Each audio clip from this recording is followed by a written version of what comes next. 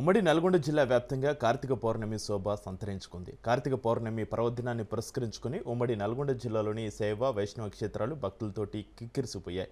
వేకువజాము నుంచి పుణ్యస్నానాలు ఆచరించిన భక్తులు కార్తీక దీపాలు వెలిగించి ఆ దేవతామూర్తులను దర్శించుకుని పునీతులయ్యారు. ఉమ్మడి నల్గొండ జిల్లాలో ఉన్న యాదగిరిగుట్ట శ్రీ లక్ష్మీనరసింహస్వామి ఆలయం, చెరువుగట్టు శ్రీ పార్వతీ జడల రామలింగేశ్వర స్వామి ఆలయం, నల్గొండ ఛాయ సోమేశ్వర ఆలయం, మేలచెరువు స్వయంభూ శంభు లింగేశ్వర స్వామి ఆలయం, వాడపల్లి మీనాక్షి అగస్తేశ్వర స్వామి ఆలయాలకు భక్తులు పెద్ద సంఖ్యలో పోటెత్తారు. భక్తులకు ఎలాంటి అసౌకర్యాలు కలగకుండా ఆలయ అధికారులు అన్ని రకాల జాగ్రత్తలు తీసుకున్నారు. వాడపల్లి మీనాక్షి అగస్తేశ్వర స్వామి ఆలయం వద్ద నుంచి మరింత సమాచారాన్ని మా నల్గొండ ప్రతినిధి పుల్లారావు అందిస్తారు.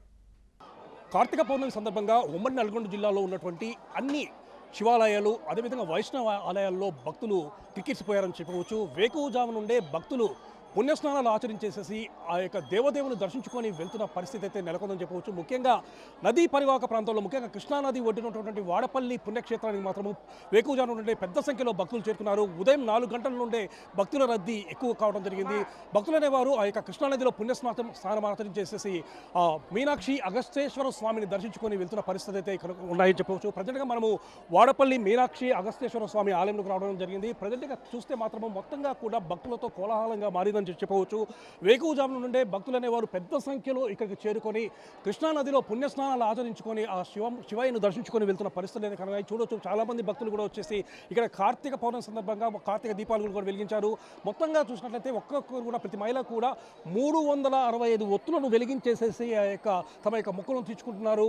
ఈ విధంగా పుణ్యస్నానాలు ఆచరించిన తర్వాత ఆ దేవతామూర్తులను దర్శించుకొని పునీతులు అవుతున్న పరిస్థితి నెలకొందని చెప్పవచ్చు. ఈ విషయానికి సంబంధించేసి అసలు కార్తీక పౌర్ణమి సందర్భంగా ఎందుకు భక్తులు అనేవారు ఈ విధంగా వస్తున్నారు, ఈ విధంగా పుణ్యస్నానాలు ఆచరించడం వల్ల ఎలాంటి ప్రాప్తి వాళ్ళకి లభిస్తుంది అనే విషయాల్ని ఆలయ పూజారిని తెలుసుకున్నాం. చెప్పండి స్వామి, యాక్చువల్గా కార్తీక పౌర్ణమి విశిష్టత ఏంటి?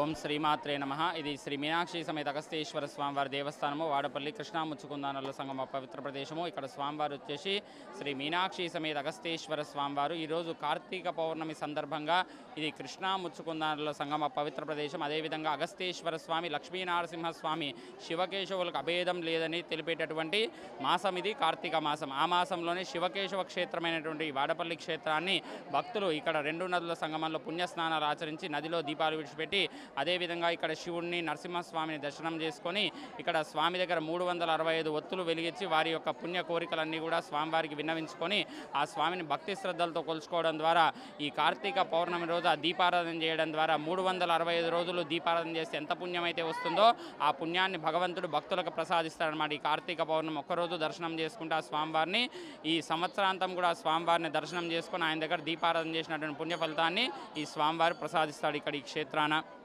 ఓకే, చెప్పండి. పెద్ద సంఖ్యలో కూడా భక్తులు అనేవారు చేరుకుంటున్నారు కాబట్టి, ఈ భక్తులు పెద్ద సంఖ్యలో వస్తున్నారు కాబట్టి ఆలయ చైర్మన్గా వస్తున్నటువంటి భక్తులకు ఎలాంటి ఇబ్బందులు తలెత్తకుండా ఎలాంటి జాగ్రత్తలు తీసుకున్నారు? నమస్కారం. ముందుగా అందరికీ కార్తీక పౌర్ణమి శుభాకాంక్షలు. అయితే మేము ఎక్కువ మంది వస్తారని ఇంతమంది ఊహించలేదు యాక్చువల్గా.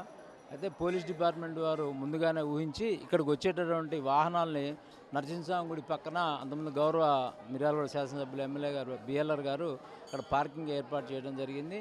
దాంట్లోనే నిన్న సాయంత్రం నుంచి పోలీసు వారు అక్కడే వెహికల్ పార్కింగ్ చేస్తుంటే మేము ఎందుకు ఇలా చేస్తున్నారు, పబ్లిక్ అంత రారు కదా అనుకున్నాం. కానీ ఊహించని విధంగా పబ్లిక్ బాగా వచ్చారు. నిన్నటి రాత్రి మాలధారణ వేసినటువంటి వారే కాకుండా సామాన్య భక్తులు కూడా వచ్చి ఈ ప్రాంగణం అంతా నిద్ర చేసి మార్నింగే పుణ్య స్నానాలకు వెళ్ళారు.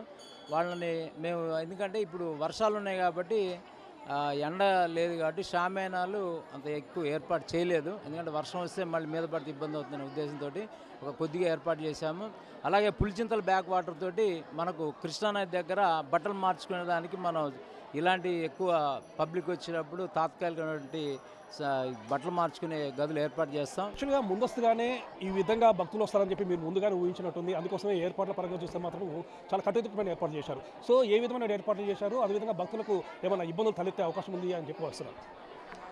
అందరికీ ఓం నమః శివాయ, కార్తీక పౌర్ణమి శుభాకాంక్షలు.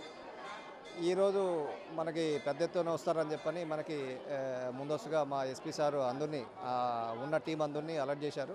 అందులో భాగంగా మేము నిన్న ఈవినింగ్ నుంచి భక్తులకి ఇబ్బంది కాకూడదనే ఉద్దేశంతో ఒక ½ కిలోమీటర్ దూరంలో మనము ట్రాఫిక్ డైవర్షన్ అనేది పెట్టుకున్నాము.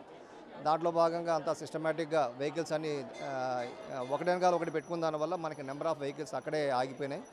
తర్వాత ఎవరైతే వికలాంగులు ఇంకెవరైనా ఉన్నారంటే వాళ్ళని మాత్రం మనం ఇక్కడ టెంపుల్ వరకు అలో చేసి ఈ సౌకర్యం అనేది మనం ఏర్పాటు చేశాము. అదేవిధంగా ఇక్కడ సంగమం ప్లేస్ కనుక మూసీ కృష్ణా నది రెండు ఉన్నాయి. అక్కడ వరదల వల్ల వాటర్ ఫ్లోటింగ్ కూడా బాగుంది కనుక అక్కడ కూడా భక్తులకి ఇబ్బంది కాకూడదని చెప్పి మన జార్లలో అదేవిధంగా ఇక్కడ ఉన్న